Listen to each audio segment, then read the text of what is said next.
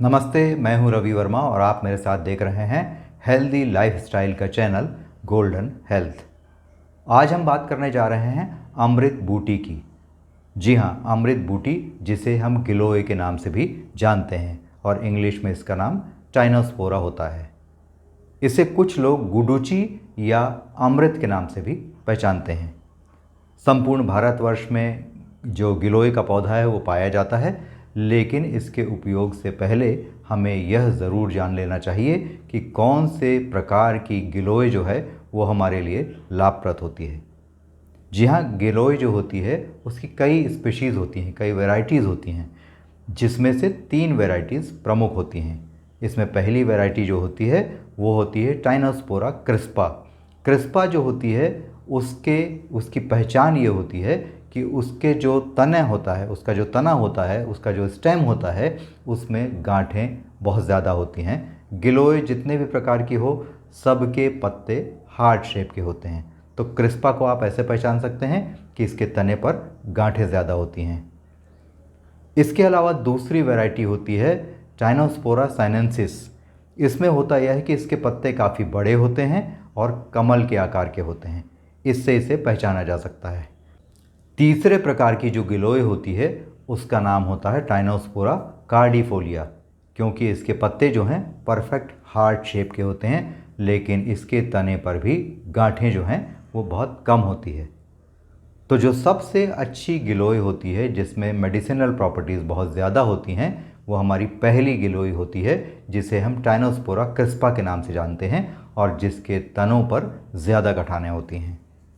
आयुर्वेद के अनुसार गिलोय जो है वो वात, पित्त और कफ सभी प्रकार के रोगों में समान रूप से असरकारी होती है।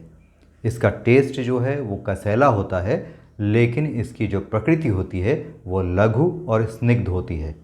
इसलिए यह वात, पित्त और कफ तीनों रोगों में हमें फ़ायदा देता है।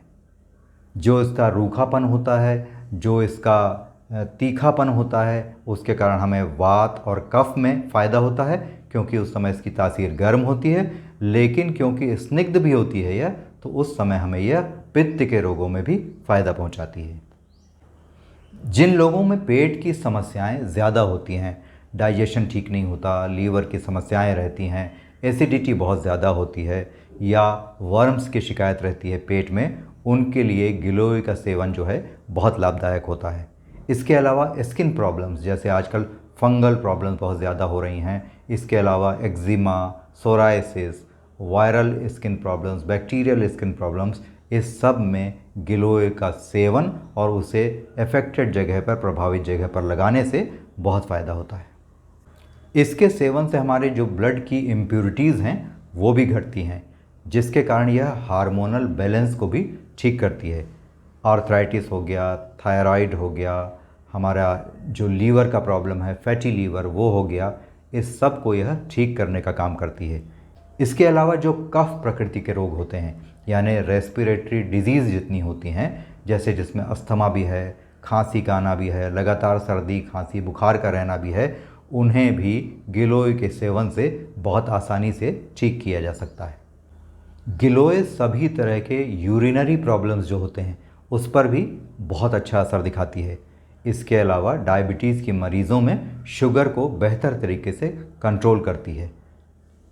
इसके साथ साथ डायबिटीज़ के जिन मरीज़ों में बार बार गला सूखने की और बार बार यूरिनेशन की प्रॉब्लम होती है, उन्हें भी गिलोय के सेवन से काफ़ी हद तक ठीक किया जा सकता है। इसके अलावा अगर आपको किसी भी तरह का बुखार हो, जिसमें डेंगू हो सकता है, चिकनगुनिया हो सकता है, वायरल फीवर हो सकता है या सामान्य सर्दी, खांसी, बुखार हो सकता है, उसमें गिलोय का सेवन जो है वो बहुत फ़ायदेमंद होता है। और गिलोय के इसी गुण के कारण इसे बुखार बूटी भी कहा जाता है। इसके अलावा जो लीवर के पेशेंट्स होते हैं, यानी जिनमें जॉन्डिस की समस्या ज़्यादा रहती है या फैटी लीवर रहता है या और लीवर संबंधित इंडाइजेशन की प्रॉब्लम्स रहती हैं, उनके लिए भी गिलोय के रस के सेवन से बहुत ज़्यादा फ़ायदा देखने में आया है। तो जैसा कि अभी हमने आपको जानकारी दी कि यह लीवर के रोगियों में लीवर के फंक्शन को इम्प्रूव करके फ़ायदा पहुंचाती है, उसी प्रकार जो कैंसर के रोगी होते हैं उन्हें अगर व्हीट ग्रास के थोड़े से जूस के साथ गिलोय का भी जूस दिया जाए तो उनका कैंसर जो है वह धीरे धीरे रिवर्स होने लगता है। जो आर्थराइटिस के रोगी हैं वे अगर गिलोय के रस को थोड़े से सौंठ के साथ मिलाकर इसका सेवन करते हैं तो इससे उन्हें फ़ायदा होता है और उनके जोड़ों का दर्द और सूजन जो है उसमें कमी आती है। इसके साथ साथ गिलोय का एक बहुत महत्वपूर्ण उपयोग उम्र घटाने के लिए, उम्र को थामने के लिए किया जाता है। इससे चेहरे की झुर्रियाँ कम होती हैं, हमारा वज़न घटता है और ओज हमारा जो है वो बढ़ जाता है। लेकिन यहाँ एक बात और ध्यान में रखने वाली है कि जो लोग बहुत दुबले पतले हों या कमज़ोर हों उन्हें गिलोय के सेवन में सावधानी रखनी चाहिए।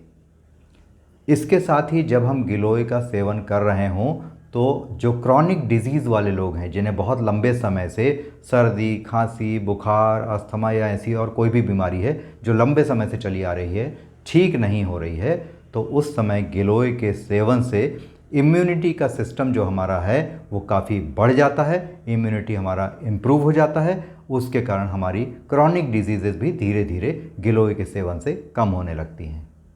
तो गिलोय के सेवन का सबसे अच्छा तरीका क्या है? तो इसके लिए टाइनोस्पोरा क्रिस्पा के स्टेम के 2-3 टुकड़े आप लीजिए। इन टुकड़ों को आप गठाने ज़्यादा होने के कारण पहचान सकते हैं। उन्हें पानी में उबालिए जब तक कि पानी आधा न रह जाए और इसके बाद इसका सेवन आप सुबह सुबह कर सकते हैं। जिन लोगों को गिलोय का रस बहुत ज़्यादा कड़वा लगता है वे शुद्ध शहद की कुछ मात्रा इसमें मिलाकर इसका सेवन कर सकते हैं। तो हमें उम्मीद है कि गिलोय से संबंधित यह जानकारी आपको पसंद आई होगी। यदि आप कोई अन्य जानकारी गिलोय के बारे में या किसी अन्य चीज़ के बारे में जानना चाहते हैं, वीडियो देखना चाहते हैं, तो हमें कमेंट करके ज़रूर बताएं। और हाँ, इस वीडियो को बड़ी संख्या में लाइक, सब्सक्राइब और शेयर करना ना भूलें। Thanks for watching.